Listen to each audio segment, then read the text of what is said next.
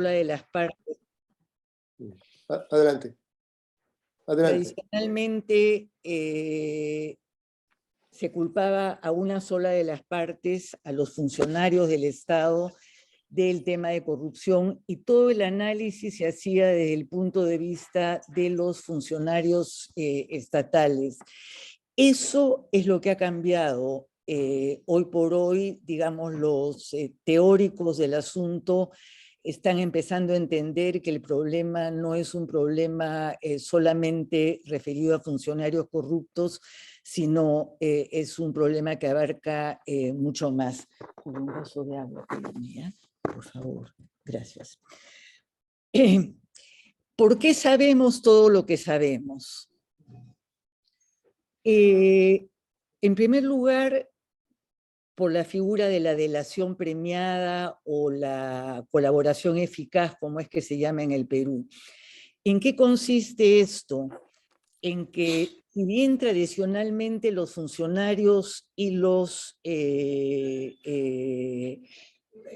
representantes de las empresas se protegían mutuamente, hoy por hoy se ha creado lo que se llama la delación premiada, que implica que cualquier delación que se haga o cualquier confesión sincera que se haga de una persona que podría ir a prisión preventiva, lo libera de la prisión y le permite hacer su vida en términos relativamente normales. La delación premiada es una creación norteamericana que se aplica en Italia con la operación Manos Limpias en la lucha contra la mafia o contra las mafias, y se basa en un estudio que me parece que proviene de la economía de juegos, que se llama el dilema del prisionero. O sea, el prisionero se plantea el dilema de delatar al otro y no delatarse a sí mismo, o delatarse a sí mismo y no delatar al otro, casos en los cuales pierde totalmente el 100%, y la solución a este dilema para un prisionero consciente es delatar al otro, pero conseguir una ventaja para sí mismo, que en este caso es liberarlo de la prisión preventiva. ¿Por qué sabemos lo que sabemos? Lo sabemos por el periodismo de investigación que se ha desarrollado mucho en los últimos tiempos. Las redes sociales han jugado un papel importantísimo. Hoy día todos saben básicamente todo. Hay mucho hackeo internacional, y eso ha permitido que el público en general acceda a la información sobre Odebrecht. El otro tema por el que sabemos todo lo que sabemos es la expansión de la empresa. Es decir, a mayor expansión de la empresa, porque ese es el fenómeno que hoy día se ha visto. Odebrecht realmente abarcaba todo Sudamérica, parte de Centroamérica e incluso parte de Estados Unidos. La expansión de la empresa lógicamente le expone a una situación en la que puede ser denunciada con mayor facilidad, o sus mecanismos pueden ser descubiertos con mayor facilidad. La otra razón por la que sabemos lo que sabemos es que las autoridades están dispuestas a compartir. Fíjense ustedes que en el Perú la investigación fiscal es reservada, lo que significa que básicamente no puede salir del ámbito fiscal judicial. Pero se empezaron a crear perforaciones y los periodistas accedieron a fuentes de la Fiscalía o fuentes judiciales que permitieron que los procesos empezaran a ser ya manejados por la opinión pública. ¿Y por qué están dispuestas las autoridades a compartir?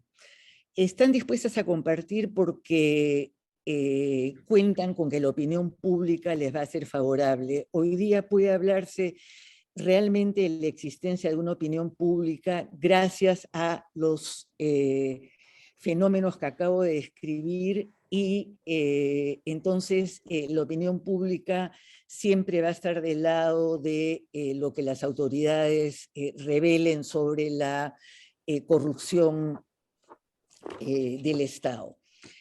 Y la otra razón por la que sabemos lo que sabemos es que es los paraísos financieros.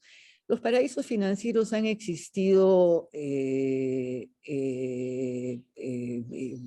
con muchas décadas de anticipación, pero lo que no ha existido es la revelación de la importancia y el peso que paraísos financieros han tenido en relación a la corrupción. Eso lo vamos a ver en un próximo slide, pero antes que eso quiero explicar qué cosa significó el tsunami Lavajato. Lavajato es una expresión que significa lavandería y gasolineras. Es una expresión en portugués, obviamente, y yo entiendo que esta expresión surge porque la primera señal y el primer intento de gran corrupción de Odebrecht en Latinoamérica arranca con Petrobras, que es la empresa petrolera brasilera. Supongo que eso explica el nombre de Lavajato. ¿Cómo es que se hace de esto una bola de nieve que Odebrecht y las demás empresas brasileras involucradas ya no pudieron detener? Es que en el 2016 ya el gobierno norteamericano y la justicia norteamericana en realidad había venido haciéndole el seguimiento a Odebrecht. Y ya he mencionado que Odebrecht tenía algunas obras en Estados Unidos. Y Odebrecht se vio obligada a confesar por la presión de la justicia norteamericana y basados en la colaboración eficaz de Odebrecht, el gobierno norteamericano publicó lo que se llama el Plea Agreement, o sea, es el agreement de culpabilidad que contó con la participación de las fiscalías de Estados Unidos, de Suiza y de Brasil. Todas colaboraron a que la información se difundiera, se levantara y que Odebrecht y las demás empresas brasileras, ya voy a explicar cuáles son, digamos, fueran descubiertas y por lo tanto desprestigiadas. Y el reconocimiento de Odebrecht. Odebrecht ha reconocido que ha pagado 788 millones de dólares en sobornos a presidentes latinoamericanos y africanos. Me olvidé mencionar que en Angola y en Mozambique también estaban, que son países con ascendencia portuguesa y por lo tanto les fue más fácil entrar a esos países. Estos 788 millones de dólares en sobornos reconocidos por Odebrecht no comprenden aportes de campaña. O sea, si a eso se le suman los aportes de campaña que oscilaban y oscilan entre lo legal y lo ilegal, la contribución de Odebrecht ha sido mucho mayor. Y debe haberlo sido porque Odebrecht ha pagado hasta la fecha en total a todos los países 2.600 millones de dólares en reparación. Quiero mencionar que las escuchas telefónicas que fueron autorizadas judicialmente en el Perú pasaron de escuchas sobre el problema de Odebrecht a escuchas sobre otros casos de corrupción de los jueces, y se ha llegado a un sistema francamente de desprestigio total del Poder Judicial y de la Fiscalía peruanos, y que se ha llamado, evocando a Odebrecht, el lavajato, del lavajato al lavajuez, perdón. Solamente para que se hagan una idea, Odebrecht ha manejado 450 empresas durante su época de expansión y su máxima época de soborno. Ahora, yo mencionaba hace un rato la existencia de paraísos financieros. Los paraísos financieros siempre han existido, como les he mencionado, y en realidad tener su dinero afuera no es un delito. Uno es libre de esconder los fondos que quiere hacer, siempre y cuando estos fondos no están sujetos o no hayan sido producto del desfalco tributario o de operaciones financieras dudosas. Pero los hackers nos han permitido conocer que Mossack y Fonseca, que es el más grande estudio jurídico panameño en ese momento, había creado 214.000 sociedades distribuidas en diferentes países del mundo. 214.000 sociedades. De esas hay sociedades plenamente legales, porque, repito, uno es libre de poner sus fondos libremente obtenidos y legítimamente obtenidos en el país que uno quiera. También se hackea a Appleby, que es una firma de abogados que también contribuyó enormemente a esconder las operaciones dolosas de estas empresas. Solamente para mencionar una cifra que les puede dar una idea de la magnitud que adquirieron estos paraísos financieros, Mossack y Fonseca trabajaba con 500 trabajadores distribuidos en 40 países, y se considera que han participado en 11.5 millones de transacciones, lo cual es bárbaro, ¿no? O sea, es solamente una de las empresas panameñas. Hay muchísimos estudios panameños que básicamente hacen eso, ¿no? Que es esconder los fondos correcta o incorrectamente habidos. Entonces aparecen nombres. Aparece, por ejemplo, Putin, aparece Macri, aparece Madonna, aparece Vargas Llosa también. Y aparecen otros hackers que dan lugar a los llamados Panama Papers, que seguramente ustedes han escuchado hablar de ellos. Y repito, esto lo que hace es básicamente generar dudas. No tanto el hecho de la existencia de los paraísos financieros, sino la magnitud de su operación. Paso ahora a ver el marco teórico de la corrupción. Generalmente, hasta que se desató el escándalo Lavajato, el paradigma era siempre ese, ¿no? Los estados son los que inician la corrupción los estados son los entes verdaderamente corruptos y las empresas, como no son personas, aunque son personas jurídicas, pero quiero decir, no tienen personalidad física, las empresas son éticas per se, o sea, las empresas no tienen ninguna razón para ser corruptas o no corruptas, porque la corrupción la inicia el Estado. Este paradigma es el que ha sido puesto en discusión últimamente y a raíz del escándalo Odebrecht y Hermanas.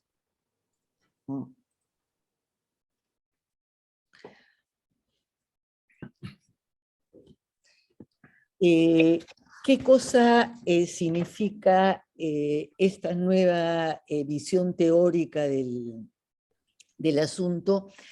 Que las empresas tienen un poder que se llama business power, o que lo llaman business power, y se considera que estas no son meros actores económicos, meros actores en el mercado, sino son entidades con concentración de recursos, con poder de mercado y con otros poderes e influencias.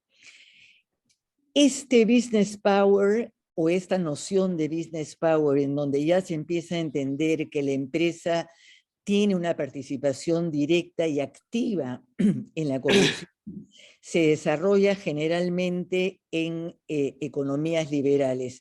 Eso no quiere decir que otras economías, por ejemplo Venezuela o Nicaragua, hayan sido también invadidas por Odebrecht y sus hermanas brasileras, pero básicamente la economía liberal es el caldo de cultivo de este business power. ¿Qué significa el business power? Que las empresas tienen poder económico, instrumental y disuasivo. Es fuerte, pudiente y organizada con poder político. El poder político, ¿cómo lo conseguían? Participando en los financiamientos de campaña. Marcelo Odebrecht ha declarado expresamente, y eso está consignado en todos los libros sobre este asunto, que ellos contribuían con todos. Con los que más chances tenían, contribuían más, y con los que menos chances tenían, contribuían menos, pero siempre han hecho contribuciones de campaña. Y la otra característica de este business power es que las empresas tienen un gran poder discursivo, se presentan como realmente grandes empresas en materia de tecnología, en materia de eficiencia, etcétera. Por ejemplo, yo he tenido oportunidad de estar en la sala de espera de Odebrecht en Lima, Perú, y he tomado uno de los coffee table, estos libros en donde se pondera la gran ingeniería que tiene Odebrecht, o que tenía Odebrecht, y lo grande de la empresa. Esto es cierto. Odebrecht no trabajaba por trabajar, o sea, trabajo que lo hacían de la mejor manera. Y se presentan de esta manera, como la mejor empresa para hacer negocios. Entonces, el business power lo que hace es romper el mito o el paradigma de que en el liberalismo las empresas operan solamente con poder económico y que lo único que hacen es operar en el mercado, porque eso no es correcto. Parte de la empresa, o sea, se origina en la empresa la corrupción, y siempre teniendo como fondo el mercado liberal. Entonces, hay dos cosas que cabe resaltar entonces en la naturaleza de las grandes corporaciones. Una, que tienen un poder económico, afán de lucro, maximización de ganancias, modelo de negocios. Este es el modelo de negocios. Y este modelo de negocios es el modelo que en realidad se estudia en todas las escuelas de negocios del mundo. Hoy día ese modelo de negocios está cambiando, concretamente en el Perú, por ejemplo, una escuela de negocios de la Universidad Católica se está presentando como una empresa, como una escuela no que maximiza, no que enseña a maximizar el negocio, sino que enseña a hacer los negocios correctamente. Esa mentalidad está cambiando en las escuelas de economía y en realidad tiene que cambiar porque el modelo de maximización es un modelo que ha dado resultados verdaderamente negativos. Y la otra característica de la gran corporación es la conexión política y social que la llaman modelo de influencias, o sea, la gran empresa o la gran corporación siempre ha estado influenciando partidos políticos, líderes, candidatos, y todo esto gracias a la debilidad de los balances y los contrapesos. La debilidad del Estado, la debilidad de los sindicatos, la debilidad de la sociedad civil en general ha ocasionado que esta dimensión política de las grandes corporaciones haya ido desarrollándose con la conclusión de que capturan el Estado. Se trata entonces de empresas altamente competitivas y organizadas en torno a la economía liberal, que se vale de mecanismos legales y de mecanismos ilegales. En América Latina generalmente son empresas familiares. Odebrecht, por ejemplo, Camargo y Correa, son empresas con dueño, con nombre y apellido, y estas empresas se valen de mecanismos legales e ilegales, aprovechan de las zonas grises, como por ejemplo el trabajo con offshores, y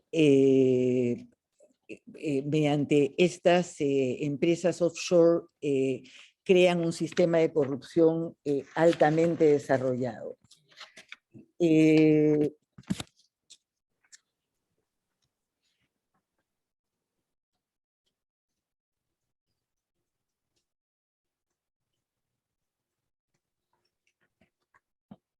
Los empresarios funcionan entonces en democracias fracasadas.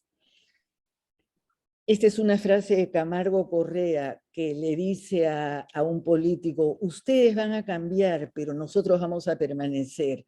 O sea, es cierto, los políticos cambian, pero las corporaciones permanecen. Esto se da, repito, en el contexto de un discurso liberal donde el libre flujo de capitales es la base del sistema, y se da también en sistemas en donde nada funciona. El Perú es un típico ejemplo en donde la burocracia del Poder Ejecutivo no funciona, el Poder Judicial está totalmente corrompido, la Fiscalía de la Nación totalmente corrompida. Entonces, esto hace mucho más fácil el ingreso y la corrupción, a pesar de que realmente nada funciona. El consenso de Washington de los años 80 y 90 es el que permitió salir de los nacionalismos de los años 80 hacia una cultura económica liberal que en el Perú, por ejemplo, fue llevada al extremo por el gobierno de Fujimori. Pero así todo no llegan a perder, perdón un segundito, no llegan a perder poder en países del ALBA, por ejemplo, en Venezuela han tenido influencias a pesar de todo, lo mismo en Argentina, ni qué decirlo, y se basan en un poder jurídico, o sea, la gran corporación tiene la capacidad de maniobrar políticamente para que las normas legales faciliten la corrupción. En conclusión, entonces, ¿cuáles son las características de la nueva concepción de captura del Estado? En primer lugar, financiación de partidos. En segundo lugar, organización de redes o conexiones políticas. En tercer lugar, mecanismos de lobby y puertas giratorias. El mecanismo de puertas giratorias es lo que, si ustedes conocen algo de la política peruana, ocurrió con el expresidente Kuczynski, que tuvo que renunciar no por una razón derivada de su propio gobierno, sino porque siendo primer ministro de Toledo, lo que hacía era asesorar simultáneamente a Odebrecht. Eso está totalmente demostrado y por eso es que Kuczynski ha pagado con prisión domiciliaria que se le acaban de levantar después de 3 años y después de haberle embargado todos sus bienes. Creo que no sabía bien en qué se metía.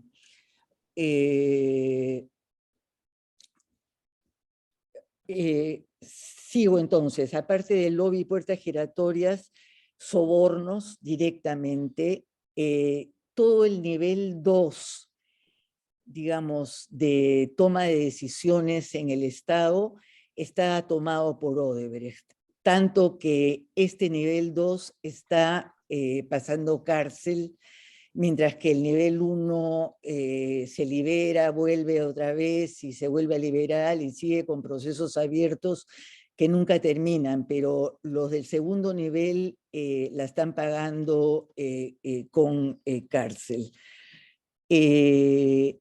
Otro mecanismo de la captura del Estado es la construcción de lo que Durán llama pet projects, o sea, proyectos como engreídos. Es lo que Alan García hizo con el Cristo del Pacífico. Se le ocurrió copiar el Cristo del Corcovado y ponerlo en un cerro, en el Morro Solar, en Lima, exactamente igual, una copia.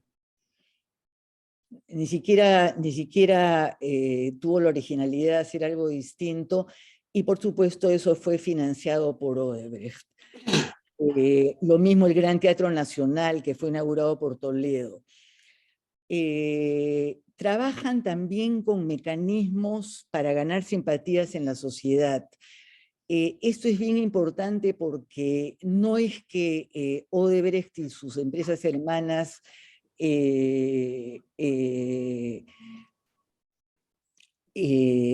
tomaran cualquier proyecto que se les ofreciera. Siempre eran proyectos que iban a beneficiar socialmente. Por ejemplo, el Metro de Lima. ¿Qué habitante de la ciudad no quería un metro para trasladarse no en 2 horas, sino en media hora desde su lugar de inicio hasta su lugar de finalización? También tienen un sistema de control de amenazas y violencias. Recuerden ustedes que en el Perú, si bien es cierto que el terrorismo fue derrotado en el año 92,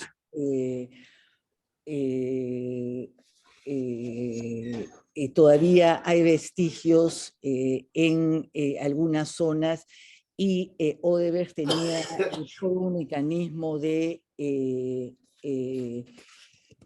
cómo reparar amenazas y violencia. Manejo de medios es la otra característica de estas grandes corporaciones. Premios a periodistas, contratos de publicidad, etc. Y control de daños. O sea, tenían un sistema perfecto de control de daños. Una breve historia del grupo Odebrecht. Este grupo es creado por Norberto Odebrecht, pero sobre la base de una compañía creada por su padre Emil en el año 1944. Esta compañía, Norberto la tomó prácticamente en quiebra y hace un arreglo económico, político y laboral.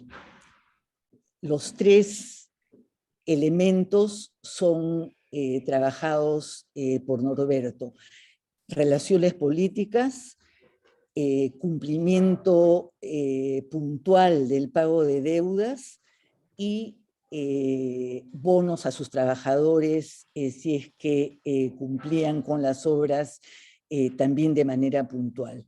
Entonces así comienza Odebrecht a incursionar en la política local y se asocia con Petrobras en el año 54, que fue el año del gran Odebrecht.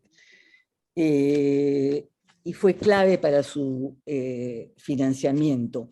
A partir de Petrobras se empiezan a recibir grandes obras públicas todavía dentro del Brasil y asociadas a cualquier régimen, porque recuerden ustedes que Brasil pasó por una larga dictadura, dividida en dos partes, es verdad, pero una larga dictadura militar, dictadura de la que Odebrecht fue amigo, hasta que acabó esta dictadura y Odebrecht mantuvo sus lazos de unión con los gobiernos civiles.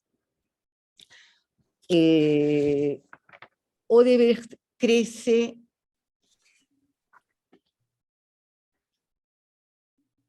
enormemente cuando el Estado brasileño se da cuenta que no solamente le basta conceder obras, sino otorgar financiamiento. Y ese financiamiento del Estado brasileño permite a Odebrecht su expansión latinoamericana y luego centroamericana y luego africana, porque nadie podía competir con el financiamiento que da el gobierno brasileño a las obras trabajadas por Odebrecht. Entonces se crea todo un sistema legal en el cual el Estado brasileño financiaba, Odebrecht y sus hermanas construían, que son las 4 hermanas, y se adaptan a la democracia, o sea, no tienen problema en que el gobierno sea un gobierno dictatorial o no dictatorial. Las 4 hermanas, como se las llamó y se las llama en el Brasil, son Odebrecht misma, Oaz, Camargo Correa y Andrade Gutiérrez, que mantienen primero una gran relación con la dictadura militar y luego pasan a relacionarse con los gobiernos democráticos. Y su internalización en realidad comienza con el Milagro Brasilero, que duró 4 años y que permitió que Odebrecht pudiera internalizarse en primer lugar con apoyo gubernamental y se crea Bandes, el Banco Nacional de Desarrollo brasilero, y se impulsa Mercosur, o sea, el Estado brasileño mismo cambió de mentalidad para convertirse en líder sudamericano, tratando de competir con los grandes líderes mundiales. Ustedes recuerdan, me imagino que hubo una asociación entre Brasil, Rusia, India, etcétera, para crear otro grupo de países poderosos y así competir con los Estados Unidos y con China. Vamos al modus operandi entonces. El periodo de oro de Odebrecht es del 2011 al 2016. Las obras públicas en el Perú abarcan 3 gobiernos y 4 presidentes, porque ya les comentaba hace un rato que Kuczynski fue obligado a renunciar no por nada ocurrido durante su gobierno, sino por algo ocurrido en el gobierno de Toledo. Los intereses políticos o geopolíticos del Brasil, que ya lo expliqué. Y la otra cosa es la diversificación de obras. Odebrecht dejó de ser un mero constructor de carreteras para convertirse en un constructor de casi cualquier cosa. Construía desde hidroeléctricas hasta carreteras, ductos de gas, todo lo que cabe en la imaginación como gran obra, Odebrecht lo podía hacer subcontratando. Y siempre trabajó, y ese fue el gran secreto de su éxito, con empresas locales.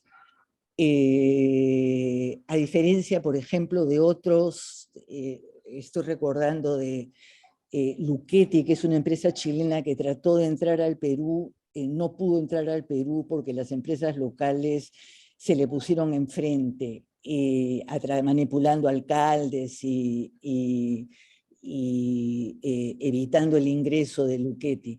Odebrecht fue siempre consciente de que sin empresas locales no iba a poder hacer nada y no,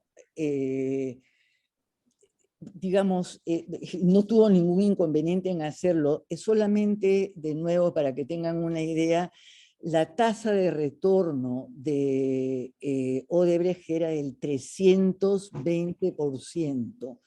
Imagínense ustedes que una gran empresa aspira al 10 y el 15% ya es demasiado de retorno. En este caso, el retorno era un retorno que permitía realmente todo. O sea, la corrupción del primer nivel, la corrupción del segundo nivel, etcétera, etcétera, etcétera.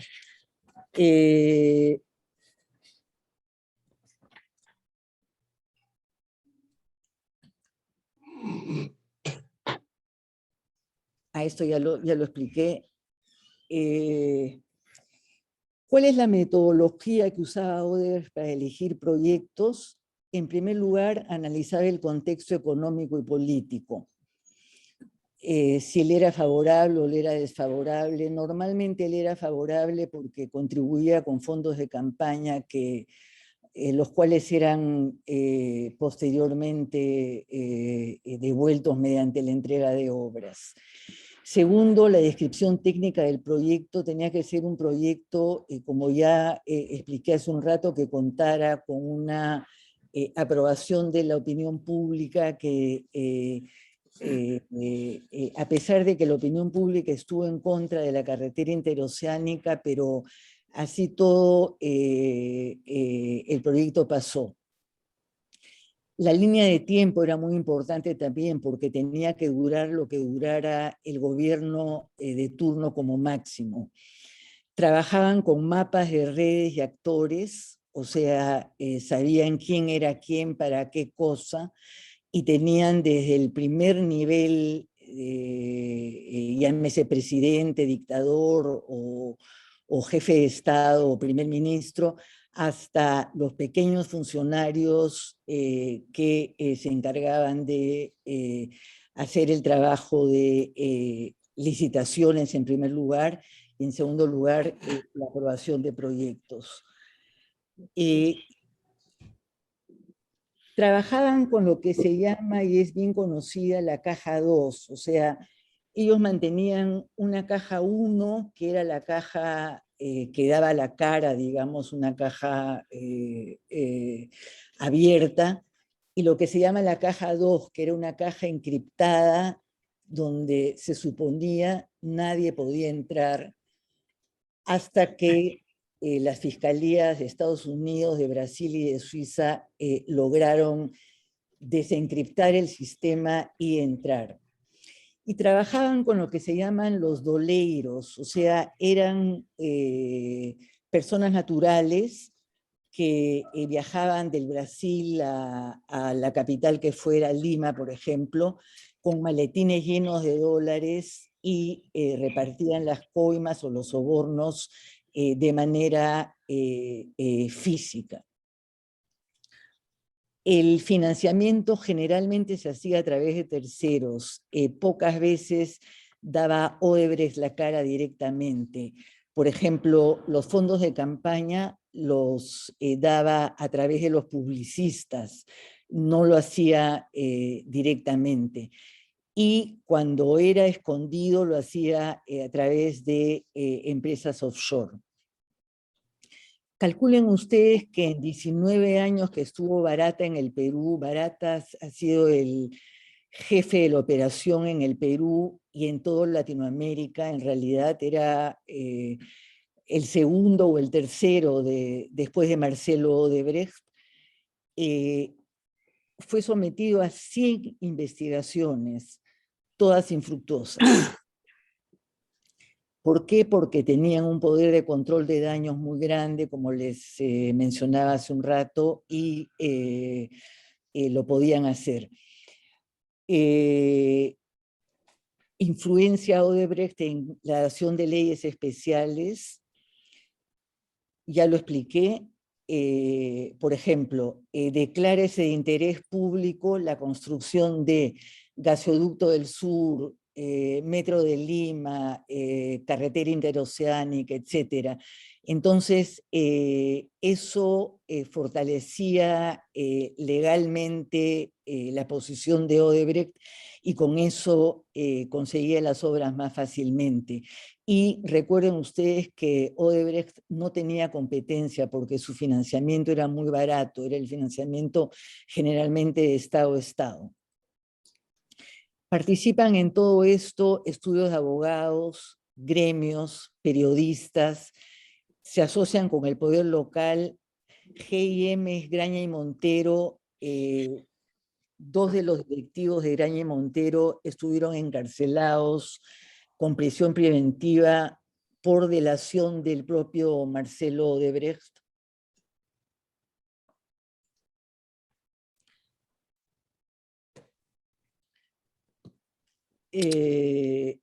Amañan licitaciones, o sea,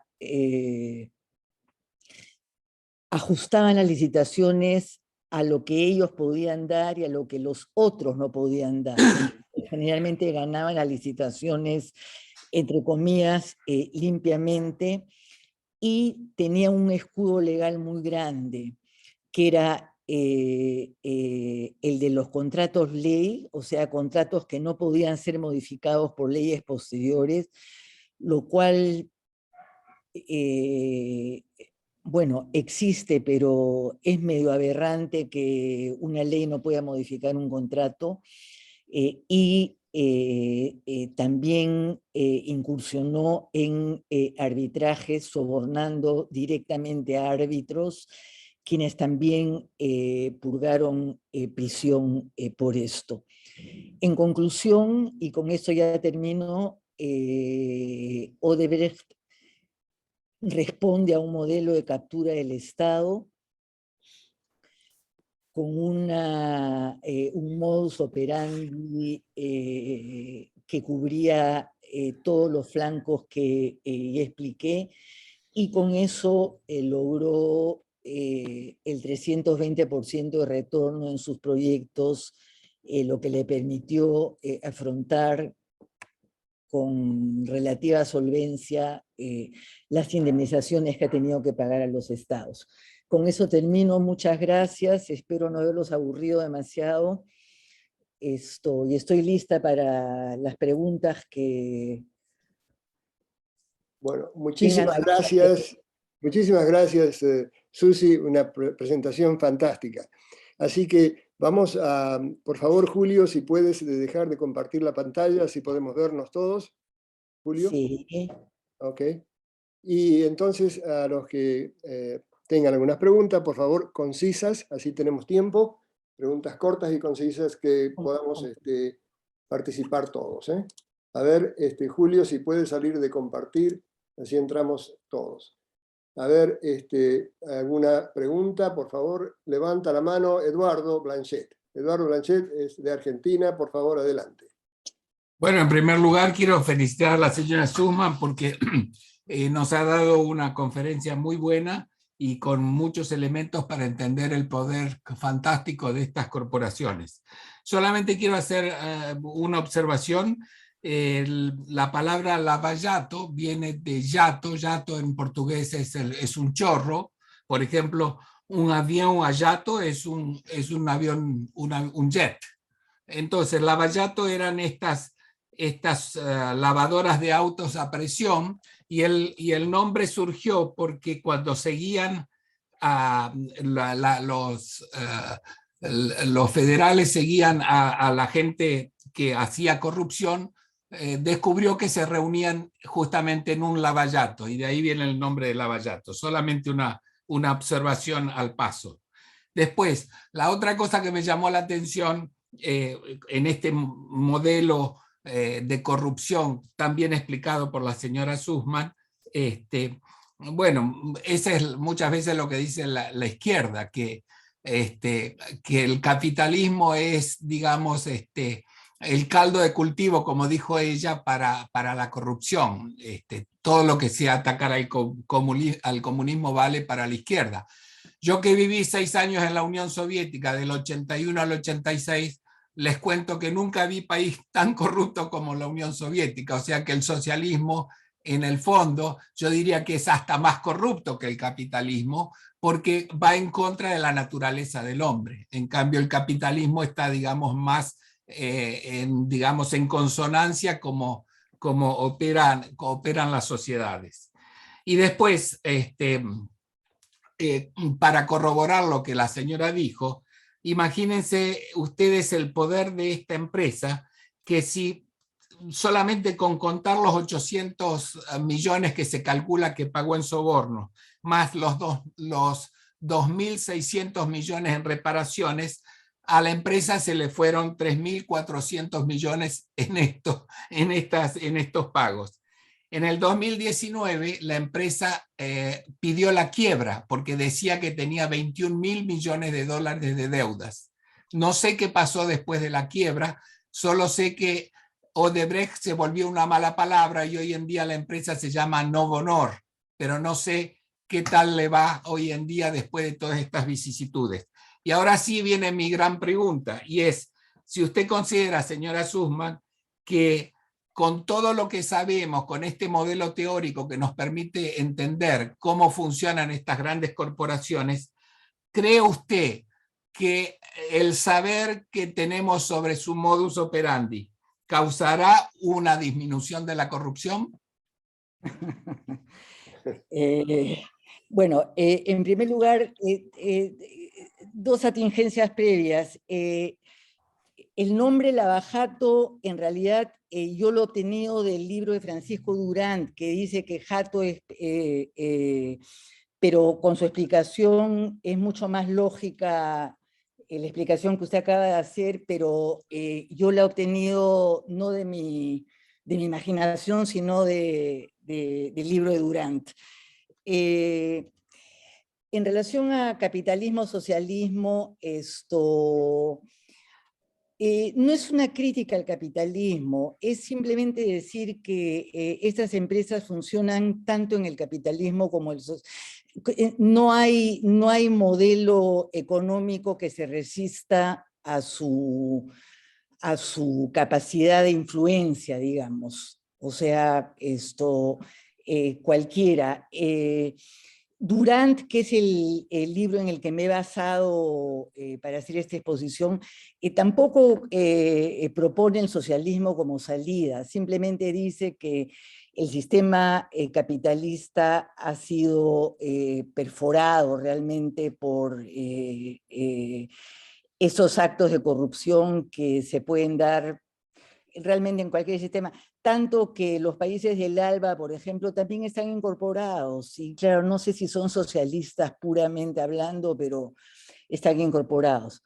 Ahora, si yo creo que esto va a resolver a su pregunta, ¿no? Si yo creo que esto va a resolver la corrupción, mi respuesta es no. Ok, Luis Guarda, adelante. Gracias.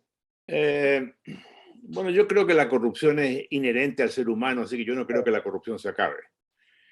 Gracias por una interesantísima conferencia, pero yo creo que la corrupción también tiene algunos aspectos positivos, porque sin corrupción serían muchas las obras que no se podrían llevar a cabo. El Estado a veces es tan engorroso en la tramitación de permisos y cosas de esas que pagando coimas, las cosas se aceleran y se mueven. Yo no los he leído, pero yo sé que hay estudios de economistas que han estudiado la corrupción y el pago de dinero bajo la mesa, y han analizado algunos de los puntos positivos de este sistema. Es cierto eso, sin corrupción no se mueve nada, pero la cosa es tratar que se mueva sin recurrir a la corrupción. Pero acá lo que se trata de enfatizar en realidad es que el antiguo modelo del chantaje, digamos, ¿cómo era en la época de mi papá, por ejemplo? En la época de mi papá, si una persona hacía contrabando, que ese era el gran delito de aquellas épocas, hoy día ya con la liberación de impuestos y tasas, eso ya ha desaparecido prácticamente. Venía el funcionario, se acercaba al negocio, le pedía una cantidad X de soles para pasarle el papel, y con eso se terminaba la corrupción. Ese fue el modelo de corrupción que se vivió antes de que estas empresas entraran con un esquema ya formalizado, entre comillas, de corrupción, porque manejaban sus dos cajas por separado, encriptadas, eran la base de una organización totalmente estructurada, tanto que la oficina a través de la cual se pagaban las coimas se llamaba Oficina de Operaciones Estructuradas. O sea, esto era realmente irónico, ¿no? Pero era así. Sí. Susi, ¿cómo comparas China, el gran país de China, con gran poder económico, digamos, cómo su modus operandi comparado con Odebrecht o otras compañías? Mira, de China no se sabe mucho todavía, pero hay voces de alerta en donde lo que se está diciendo es que están recurriendo a exactamente los mismos métodos de corrupción que los utilizados por Odebrecht, con la diferencia que Odebrecht es una empresa, o era una empresa familiar y privada, y las empresas chinas son empresas básicamente estatales. Pero yo he escuchado, inclusive cuando he participado como consultora legal del directorio del Banco Central, he escuchado voces de alarma entre los directores del banco sobre la gran penetración del poder chino, pero no se sabe bien cómo lo están haciendo y no se sabe bien, es decir, no sé, habrá que hackearlos para saber exactamente cuál es el mecanismo, pero definitivamente están penetrando el mundo. Gracias. Ricardo Díaz, adelante. Me pareció muy interesante digamos, el modus operandi, como decía, lo que yo he hecho como empresario y como parte de corporaciones o ejecutivo, he hecho negocios en Latinoamérica y en Asia y en China. Y arranqué una compañía en China. Quiero comentar primero que el modus operandi, esa forma de hablar, está muy bien, digamos, explicado. Y yo creo que es mundial, incluyendo en China. Pero quisiera, digamos, comentar un poquito sobre lo que no me acuerdo del nombre del señor que habló sobre corrupción, pero es que todo ese es parte de los humanos, cómo funcionan. Y en China hay algo muy particular, que es el concepto de regalo. Y lo comento porque todas las culturas son diferentes. En China, cuando algo quiere lograr, digamos, conocer a alguien, se da un regalo. Y eso no se considera algo corrupto, sino algo que es un regalo. Y eso es parte del sistema chino, de cómo comienza, digamos. Se dan regalos a los que están en las empresas de distintos niveles. Y bueno, eso crea un sistema que es, digamos, como aceptado. O sea, no es que es una corrupción, sino que es un regalo. Y yo creo pero el modelo de operación que usted describió es exacto como funciona en todos los países del mundo. Y está basado en la financiación entre estados. O sea, ¿quién da financiación a China? ¿Quién da financiación a Brasil? ¿O Brasil da financiación a quién? Y empieza por el tope. O sea, y de ahí se va para abajo. O sea, todas estas cosas que usted describió existen porque hay financiación entre países y hay una cantidad de mecanismos que crea parte de este sistema. Ese es todo mi comentario. Sí, de acuerdo. Tanto que no sé si la traducción será exacta, pero los brasileros llamaban propina al soborno. Sí, eso es, la propina. Claro, está bien. Lo que pasa es que, claro, son apreciaciones morales diferentes, ¿no? Pero uno tiene un sentido de moral distinto al otro, pero fíjese el término propina, si es que significa lo mismo que significa en español, que es una dádiva generosa, no tiene una connotación, no es soborno. Lo digo solamente a manera de anécdota, porque tiene usted razón. Ok. Aquí hay una pregunta, era Luis Guarda. Sí, adelante. No, quería decir yo que el país que más se jacta de ser el paladín de la anticorrupción, que es Estados Unidos, pues tiene un sistema organizado políticamente corrupto, porque todos los políticos reciben apoyo financiero en sus campañas de los grandes conglomerados y las grandes compañías. Y no hay ninguno que haga una decisión que no está basada en los aportes que recibieron. Así que este es el sistema legalizado de la corrupción. Sí. Okay. ¿Alguna otra pregunta? Rosa, adelante, estás en mudo, Rosa. Tiene que salir de mudo, Rosa. Rosa, estás en mudo. Por favor, no te escuchamos, Rosa. Sal de mudo. Ahora sí, adelante. Ahora sí, te felicito. Sumamente exhaustivo, claro. Perfecto, estoy orgullosa de ti.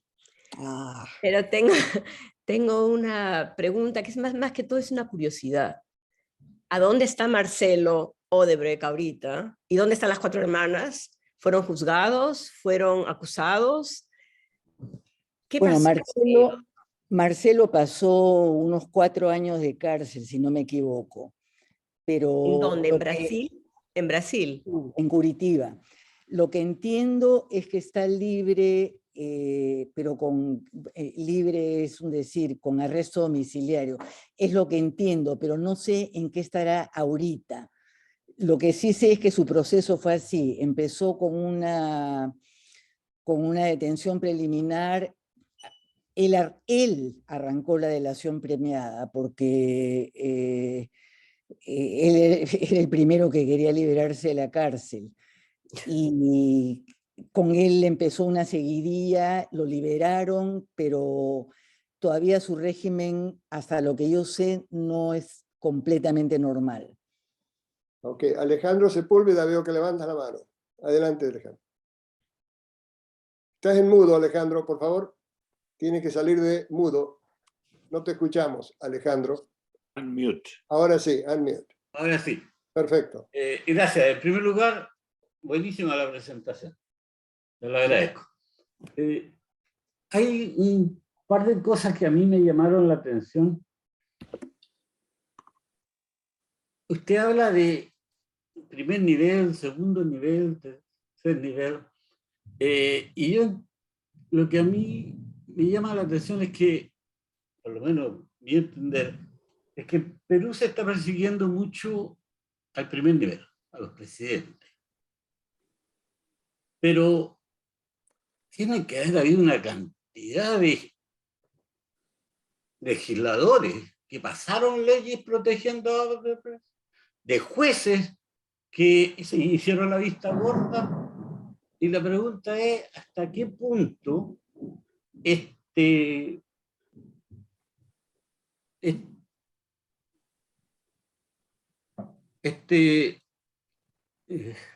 reclamo popular de que se haga justicia afecta a los que no son presidentes? O sea, para mí, el peor problema es la justicia.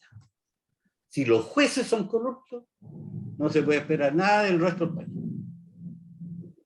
O sea, si es que no se persigue a jueces que claramente, porque usted dice, hubo 100 emplazamientos a este caballero durante no sé cuántos años y no le pasó nada.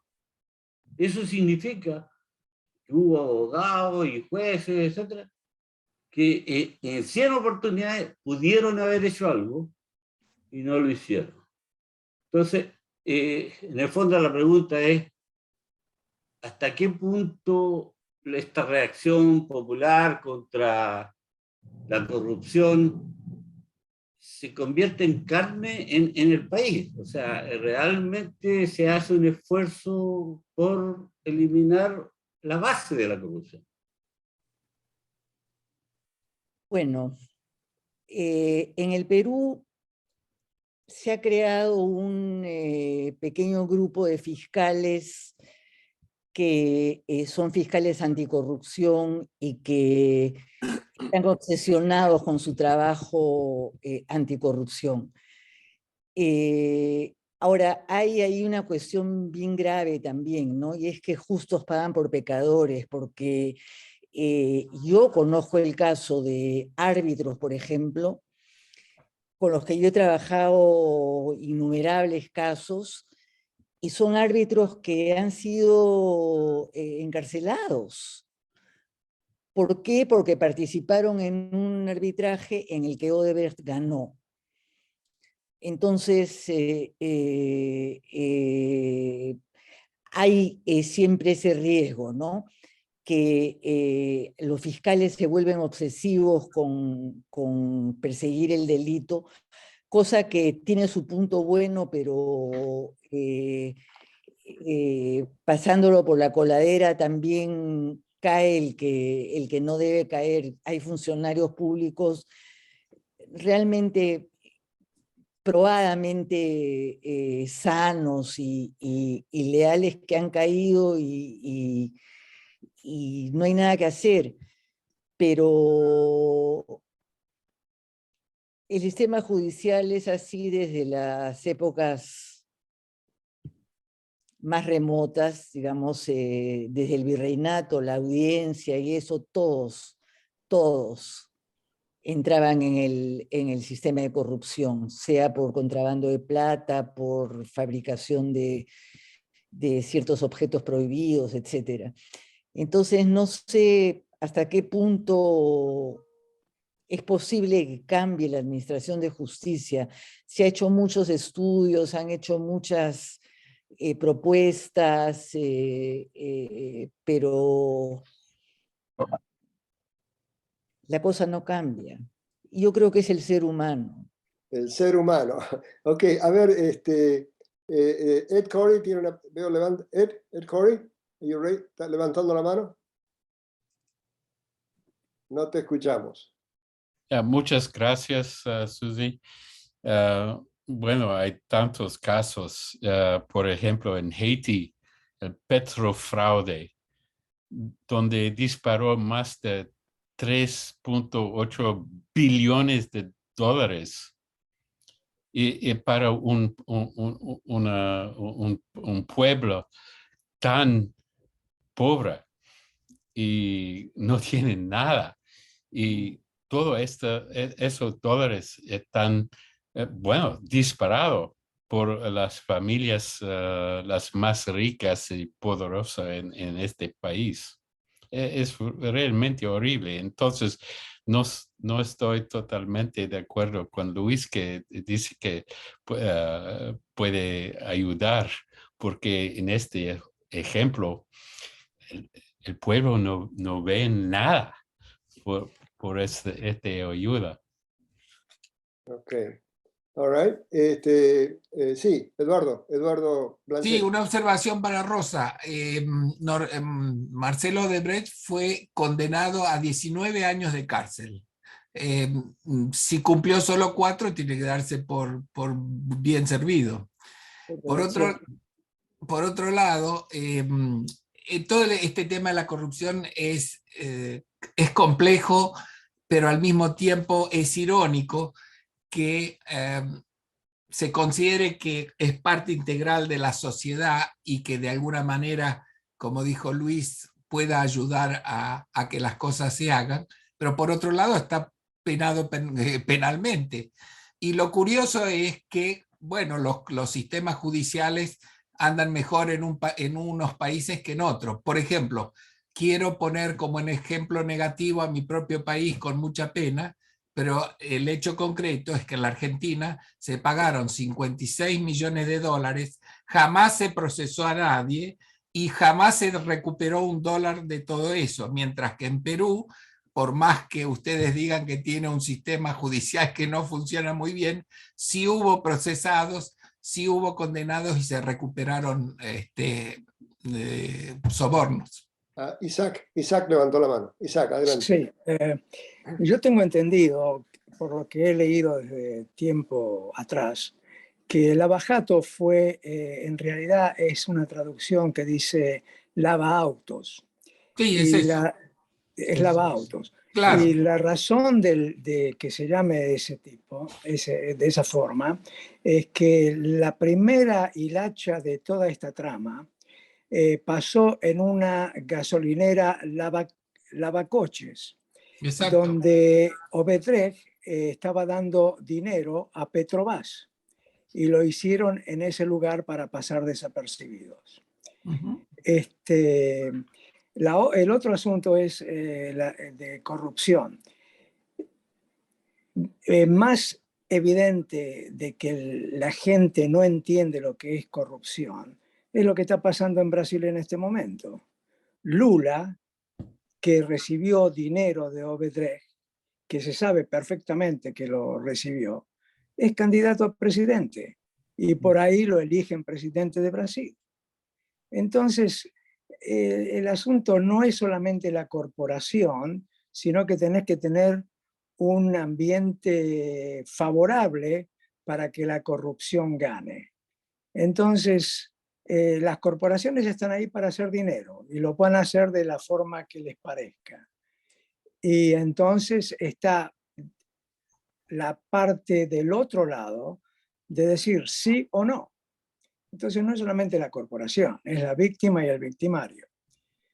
Así que no sé si va a haber una solución a todo esto, porque evidentemente es parte de la naturaleza humana.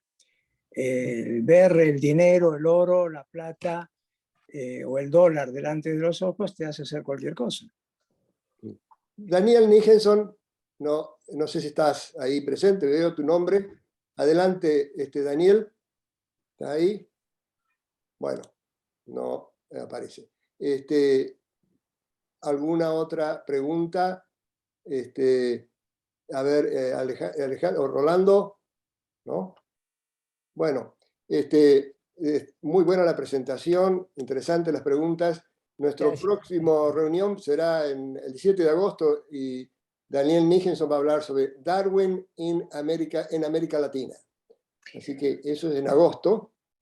Tenemos también otras presentaciones más adelante. Pero si no hay ninguna otra pregunta, vamos a cerrar la función hoy. Muchas gracias. Gracias, Susi. Gracias, Susi. Gracias. Extraordinario. Gracias. Hasta pronto. Muy bien. Gracias. Gracias, Obi. Gracias. Chao. Gracias, hasta luego. A ver, Hasta luego. Hasta luego. Gracias. Gracias, Obi.